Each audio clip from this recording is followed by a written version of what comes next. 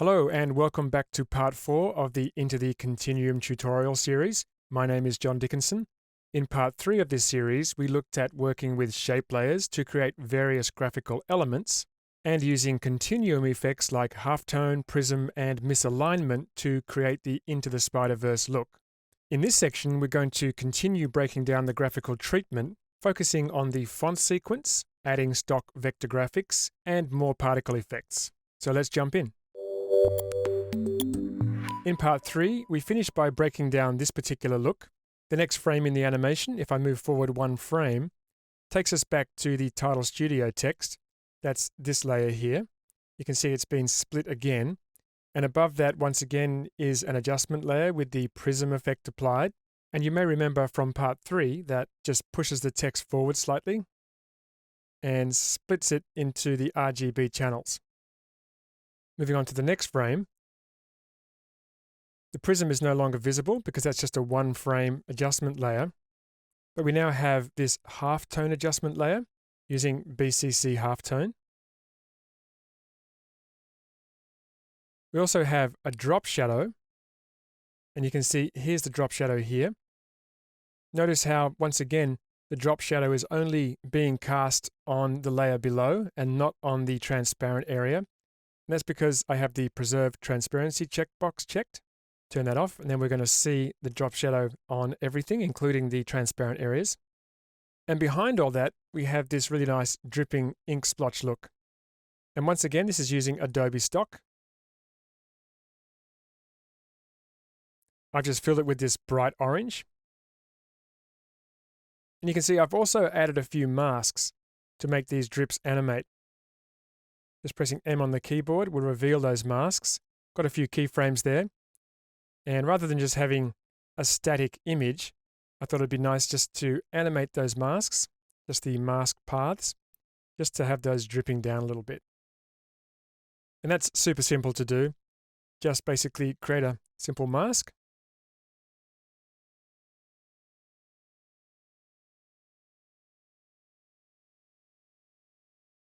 So this is mask 5, and you see I have to choose the difference mode.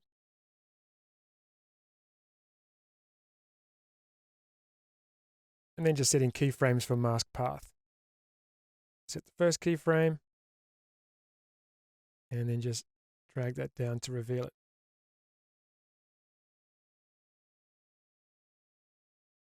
Probably want to just adjust the shape of that so that it doesn't look a little angular on the sides there.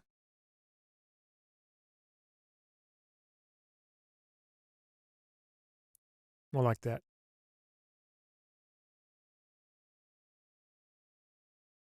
Let's remove that keyframe. Move forward again, rather than reshaping it. Double click, just drag it down. So that was a really simple process, but it's worth spending a few minutes doing that because it just makes this look a little more interesting, a little more dynamic. Brings that image to life. I'm going to remove that one. And just turn back on these layers. So there's a drop shadow. And there's the text. Notice how on this frame that the text now has a graphical treatment. There's our artist poster effect again. If I just press U, you can see that at the beginning we have the untreated text, and we have a mix with original keyframe for artist poster set to 100. And on this frame, mix with originals back down to 0. So we get the full effect.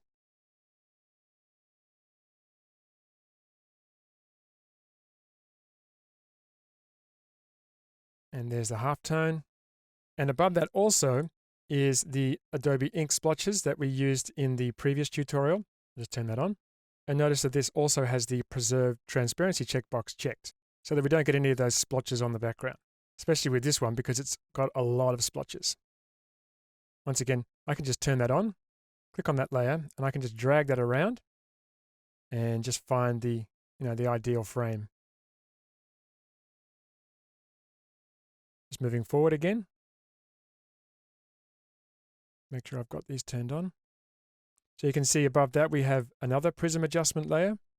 And this one's actually animating this a little further forward just by adjusting the starting depth. Let's turn off my transparency. And then it just drops back again. So that prism adjustment layer is really good for adding some jumpiness to it, and that RGB separation, which is really quite a big thing in the Spider-Verse look, especially combined with that halftone. So it happens pretty quickly. This is only one small part of the animation, of course. Now the next three sections are kind of a build. Let's just solo these, just from layer 4 up to 12. And if I just move my time indicator, you can see we have this red section, and there's this ring which has been displaced, and we have an ink splotch and this scribble. And when we move to the next section, the ring is slightly larger, the scribble is slightly larger, and it's a different ink splotch in a different location. And then when we move to the next section, the ring is larger still, and once again, different scribble, slightly larger, and different ink splotch. So these are all done using the same effects. Let's just take a look at the red one. So first of all, we have this scribble EPS, and this has the fill effect applied to it. Let me just look at the transparency. Now this fill effect is a vector graphic that I saw some time ago from Go Media, and they have a range of different vector graphics which you can download for free and purchase. And you can see I've masked this off. If I just come down and turn the mask off, there's a huge range of scribbles in this one file. Just dragging around here in the comp. And once again, if I just turn that mask back on and use my pan behind tool by pressing Y on the keyboard, I can just drag different ones into position. Obviously, I'd have to change the size of the mask depending on which one I chose. So some really useful scribbles. The next layer is an After Effects shape layer. You can see this is just an ellipse created by choosing the ellipse tool and dragging in the comp. And this has a stroke but no fill, and you can see the stroke width is set to 59.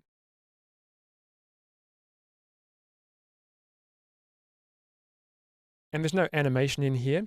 The animation is being applied using one of the BCC effects, in this case BCC Video Glitch. Let's just turn all of those off. So it's a white ring, and just as we saw in part 3, I've used a fractal noise first to add some grayscale variation, and that's followed by BCC Halftone, and that fractal noise gives us this variation in the halftone, which is really nice.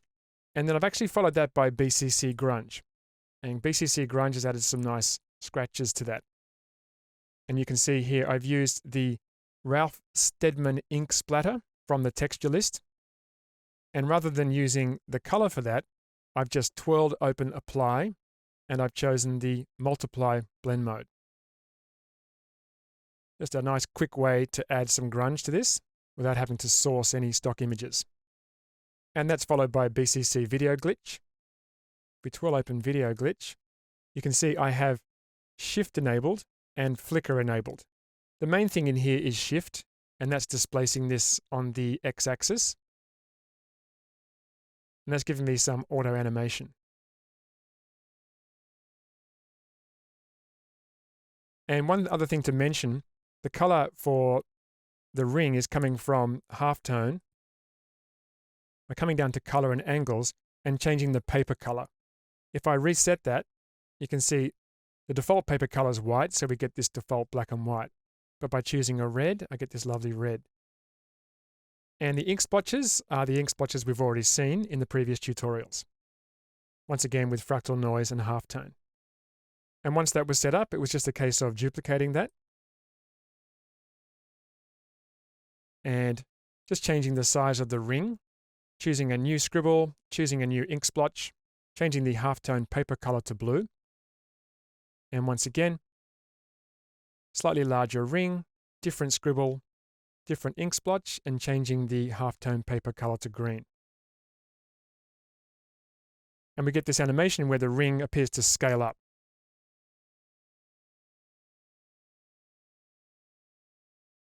Now, as far as the text is concerned, let me just turn this on.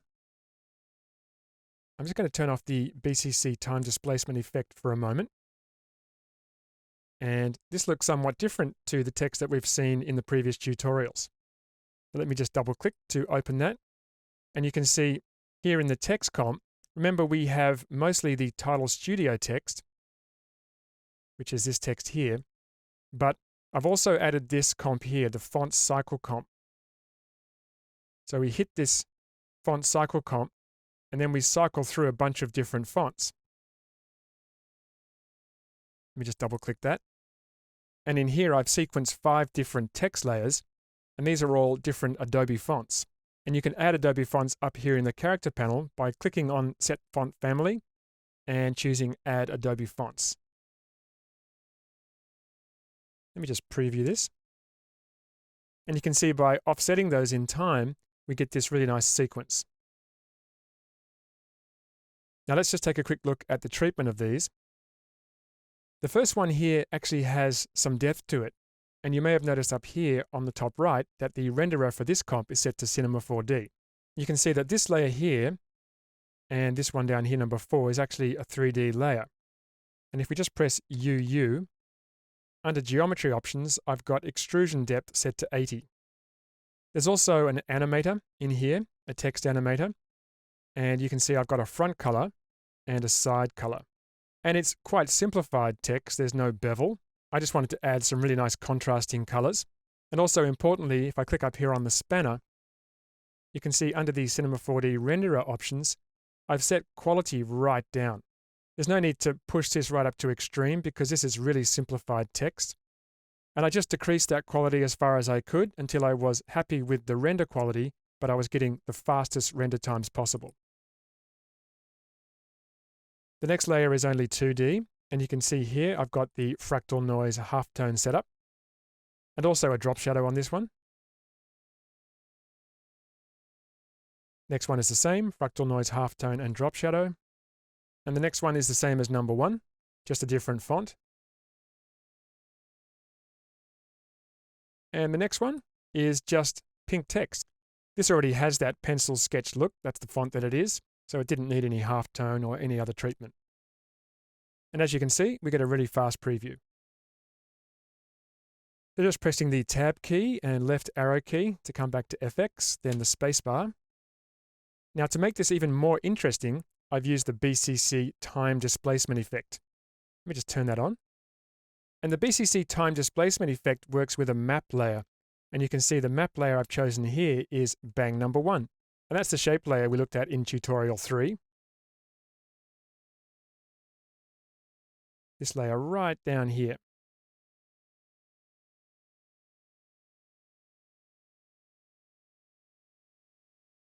And by offsetting the map reference level and also the displacement amount, we're displacing this pre-comp animation in time. So we're seeing the font cycle comp at 2 different points in time. And that really adds to the detail and once again to this kind of fractured look. It doesn't require me to do any comp duplication or masking. It can all be done inside time displacement using the map layer. So you can see how that time displacement effect really adds to the complexity of this. And just looking at this now, I'm just wondering, maybe it might be interesting to just switch up this particular text so that the side is red and the front is yellow. I'm just going to double click and come back to font cycle. And we want this layer here. Now we can only see side color when I press UU because that's something that's been added to this. So if I just twirl this closed and open again, there's the default front color. So I want to switch these. So I might just, for a second, just duplicate that, UU, and I'm going to choose for the side color red, and then for the front color yellow, like that. Then I can just delete that one. So if we now come back to the FX comp,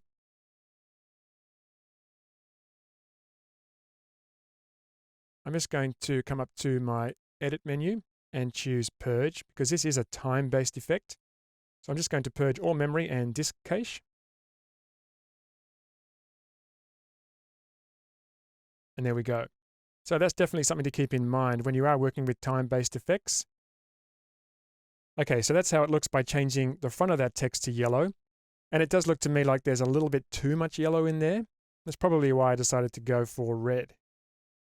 One thing I'm just noticing here, which is worth pointing out too, remember in the last tutorial, we added that wiggle paths operator to the bang. And because we're using that bang layer as our map, we can see that wiggle paths, which adds just another bit of complexity to this. Okay, so to finish this section, I just want to talk a little bit about the particle setup that I created. That's this layer here, Particles 3. And I'm just going to turn off these other layers. And you can see that the particles are taking the shape of the text. And this is using Particle Illusion. And this is a feature specific to Particle Illusion inside Continuum. It's not part of the standalone version of Particle Illusion. Let me just turn Particle Illusion off. And you can see I'm using the text comp, specifically the font cycle layer, as the map for the particles. So I'll just turn that back on again. And let's just go into Particle Illusion. I'll just break this down for you. So I'll just click to launch Particle Illusion. And here inside Particle Illusion, I started with the logo burst preset. This one just here. If I click on that and just click the play button, you can see how we get this explosion of particles. And in here, the preview is using the Boris Effects logo. But when you apply this to your layer inside the host, then you use that layer as the map, as I've done using the text, this text here. So I've done a couple of little things to modify this. You can see in the preset that the particles have quite a strong velocity and they blast out.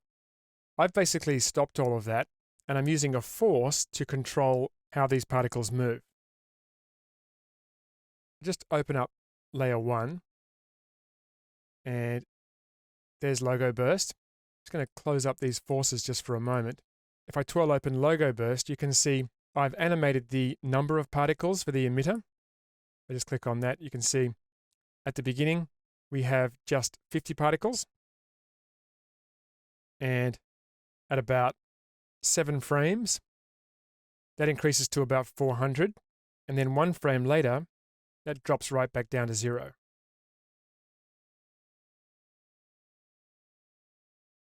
So that way no more particles are being born. You may also notice that I've animated velocity. So I didn't want velocity at the very beginning. So at about frame 5, I've got a velocity of 8. So very low velocity. And 1 frame later, the velocity shoots right up to 320. And I'll know they're not doing much now.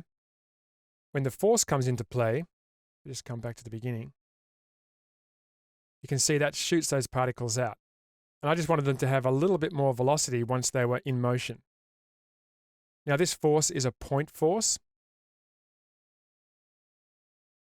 And I've animated the strength and the radius.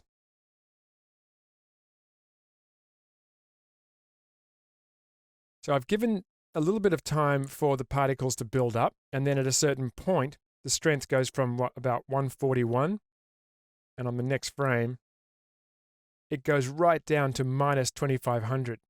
So rather than the particles being attracted to the center point, they get pushed out. And you can see the radius is also animated. So the radius on the second keyframe is about 1100, approximately. And on the first keyframe, it's really small, about 55.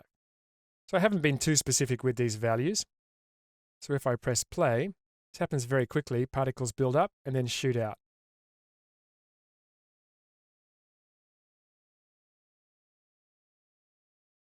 The only other thing that I've added is a couple of grid forces. You can see there's the one on the left-hand side, just by choosing grid. And increasing the strength variation and the direction variation. And another force on the other side, once again increasing the strength and direction variation, which just means that when the particles hit those grids, they get pushed in more random directions, which makes them look a little bit more organic. Play that again. You'll see them start to break up when they hit that grid and that grid. So it's a pretty simple setup, just using logo burst to start with, adjusting the velocity and the number, and then just using forces to control the velocity and the position of the particles.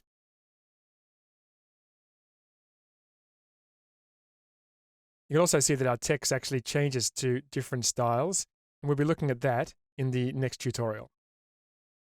So it happens pretty quickly. The reason I animated the number of the particles at the beginning was because I didn't want to have a cut where we had no particles and then a whole bunch of particles behind the text.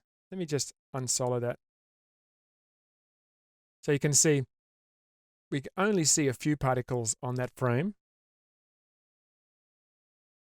and the particles start to build up.